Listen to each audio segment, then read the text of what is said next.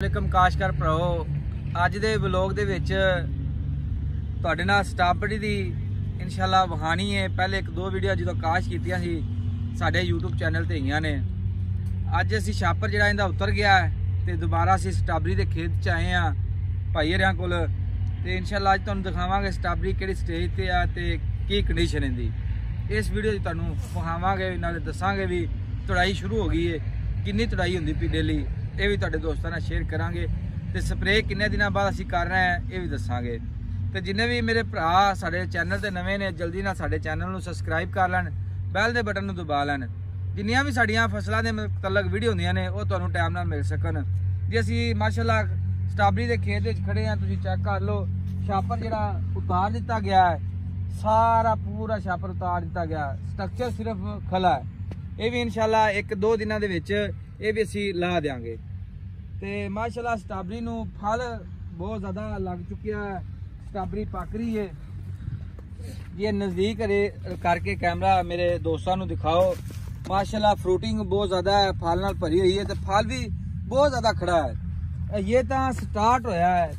छापर लाने का मकसद साडा ये सी कि साडी फसल गेती मार्केट च आ जाए तो अलहमदुलिल्ला वो होया है जिहड़ा असीं सोचा सी। साडी काश जिहड़ी ये गेती आ गई है ते मार्केट च असीं इहनूं लैके जिहड़ी असीं साडा मकसद छापर पाण दा साडा मकसद पूरा हो गया है। साड़ी अलहमदुलिल्ला तड़ाई शुरू हो गई है, डेली तड़ाई हो रही है, मार्केट असीं लैके जा रहे हैं। अलहमदुलिल्ला अच्छा रेट भी सानू अच्छा मिल रहा है। चाचा जी साडे नाल ने जिन्हां दी स्ट्रॉबेरी है माशाअल्लाह अलहमदुलिल्ला असीं आए हैं, सानू बड़ी खुशी हुई है। पहले भी एक दो वीडियो असीं बनाईयां सी इत्थे आके ते चाचे री मिले सी ते अज अलहमदुलिल्ला उन्हां छापर ला लिया ते मुकम्मल हो चुकिया ते स्ट्रॉबेरी तोड़ के मार्केट च लैके जा रहे हैं।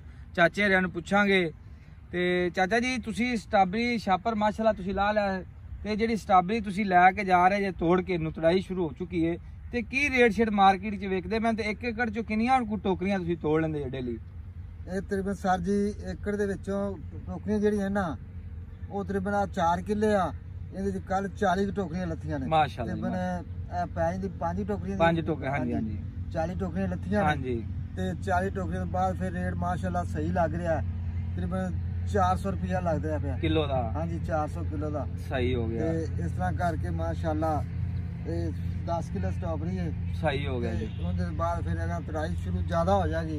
मजीद एक थोड़ा माशाल्लाह जी चाचे दी दस रहे ने कि डेली दी 40 टोकरियां तुड़ाई कर रहे ने स्ट्रॉबेरी तो माशाल्लाह पक्की है तो नजर आ रही होगी।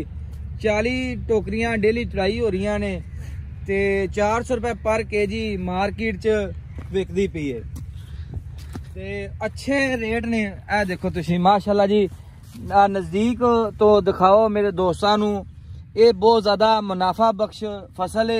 छापर ते सी खर्चा चाचे रियां दे सी कीता सी ते पर रब ने सानू दा सिला दिता है।